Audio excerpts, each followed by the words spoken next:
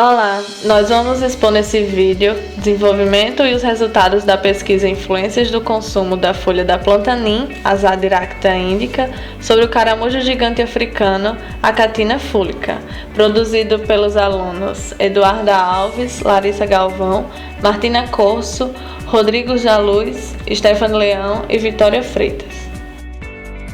O Achatina fulica, conhecido como caramujo gigante africano, é um molusco terrestre pertencente à classe gastrópoda, caracterizado principalmente por seres capazes de uma maior flexibilidade de sua massa visceral, cabeça bem desenvolvida, vísceras concentradas dorsalmente, conchas univalves e espiraladas nos representantes mais recentes, entre outras.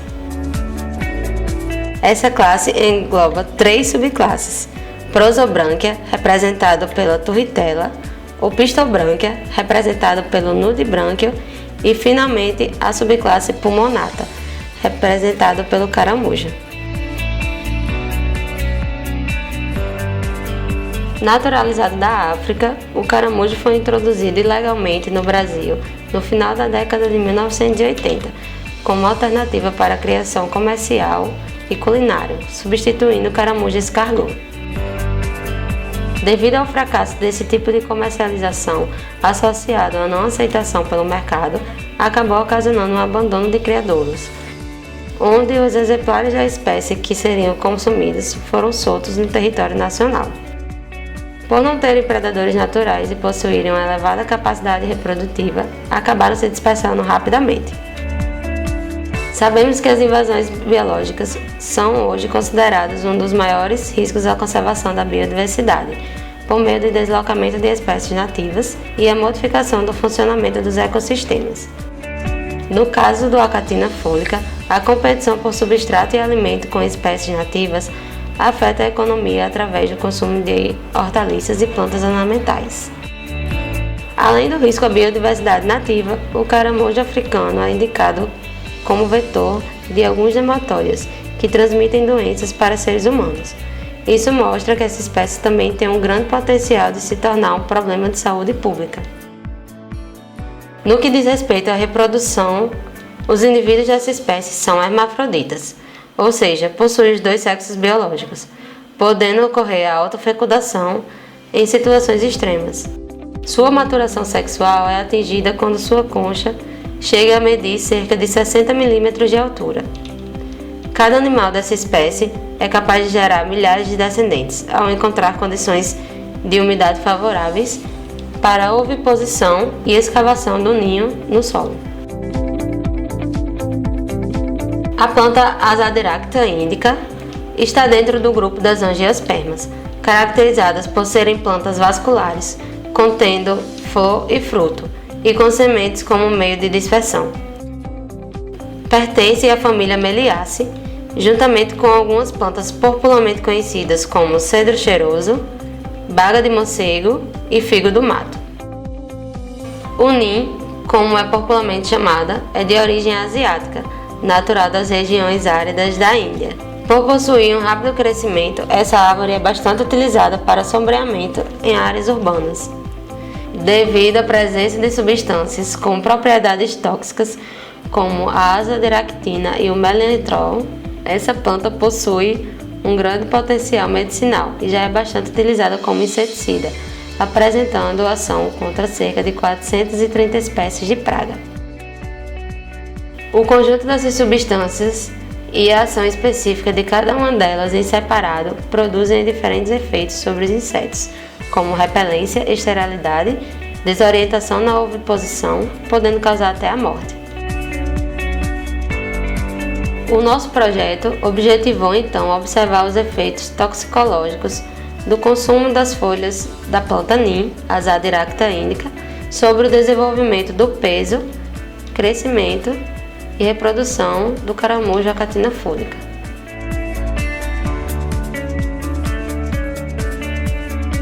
Para realizar o nosso experimento, capturamos 8 espécimes de achatina nas redondezas de Nova Parnamirim. 4 dos caramujos capturados eram jovens e 4 eram adultos. Após a coleta, todos os caramujos foram pesados, medidos e identificados com marcação de pontos em suas conchas. Logo depois das medições padrões, acomodamos os animais em 2 terrários que foram montados da seguinte forma.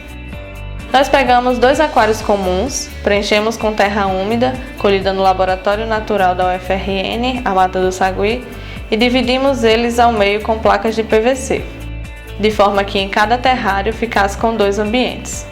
E em cada ambiente colocou-se 2 caramujos.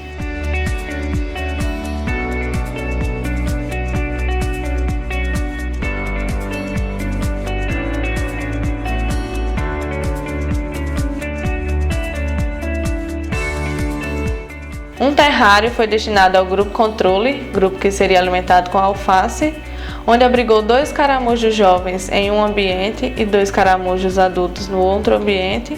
Da mesma forma, no terrário destinado ao grupo tratamento, grupo que seria alimentado com o NIM. 2 caramujos jovens em um ambiente e 2 caramujos adultos em outro ambiente. Os terrários foram mantidos no laboratório, levando luz natural.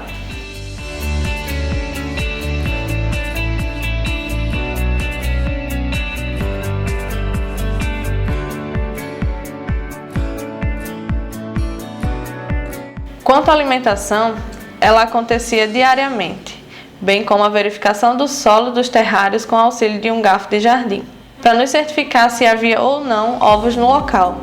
E a cada fim de expediente de alimentação eram feitos registros para que a gente tivesse um controle das informações diárias. A medição da quantidade de alimento se deu visualmente. Nós colocávamos as folhas do NIM em cima das folhas de alface para acertar mais ou menos a mesma porção de cada folha. Com essa organização, cada caramujo foi sendo observado individualmente, conforme o seu ganho de peso, aumento de tamanho e deposição de ovos. Semanalmente, nós realizávamos a pesagem de cada animal com uma balança de precisão, e dessa forma a gente entendia como os caramujos reagiam à sua nutrição, bem como acompanhávamos o desenvolvimento de cada animal, sempre comparando os resultados do grupo tratamento em relação ao grupo controle.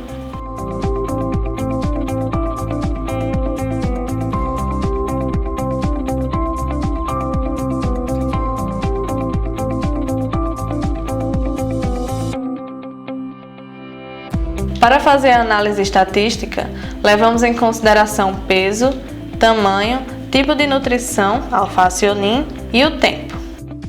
A partir dos testes de normalidade e de homocedasticidade, os dados obtidos foram submetidos a uma análise exploratória, a fim de definir a parametricidade dos dados de tamanho e peso dos grupos controle e tratamento. Com isso, sucedeu a análise por modelos lineares, mistos, onde o resultado mostra cada indivíduo analisado ao longo do tempo.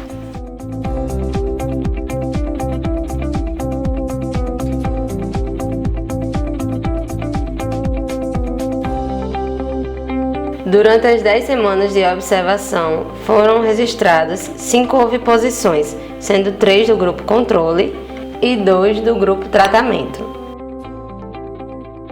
Todos os ovos eclodiram, e além disso não observamos diferenças consideráveis na morfologia dos ovos, no que diz respeito à coloração, tamanho e peso.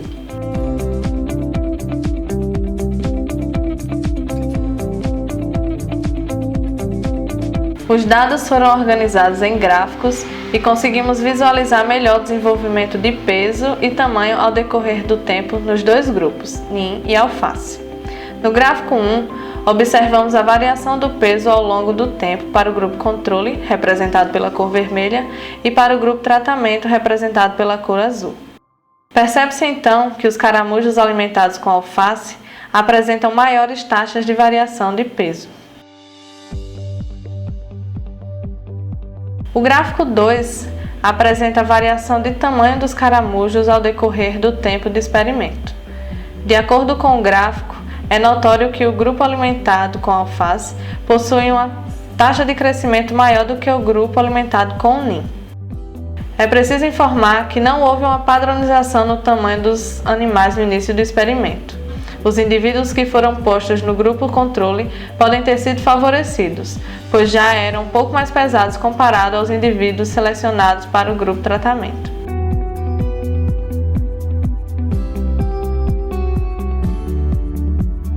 Analisando o gráfico 3, enxerga-se a interação da variação do peso e do tamanho dos caramujos. Observando atentamente as retas, percebemos que a reta de cor vermelha, que representa o grupo NIM, possui uma inclinação levemente maior que a reta azul, referente ao grupo alface. Sendo assim, o grupo tratamento apresentou um maior incremento de peso em relação ao tamanho quando comparado ao grupo controle.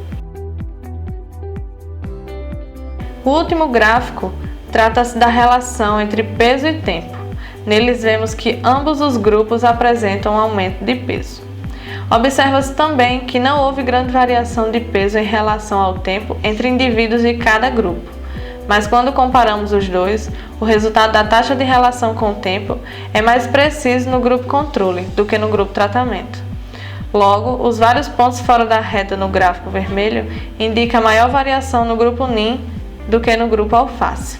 Lembrando que os resultados podem ter sido influenciados pela falta de padronização do tamanho e peso dos indivíduos no início do experimento.